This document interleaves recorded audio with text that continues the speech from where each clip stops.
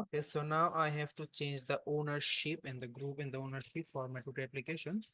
Why, if you will see, so if I use ls/la in here, what you see, which is the owner and the group of this tutor application is the root. So if I want to use anything in this application, I will get the access denied. So for that, I have to change the ownership for this tutor application.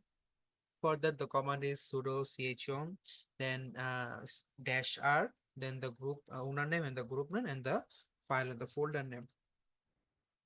So let me just run the command sudo ch on, then -r. R means it will change the ownership of all the folder and the file that is under this tutor applications. The Ubuntu, this is the owner, and the Ubuntu, this is the group. Then tutor application.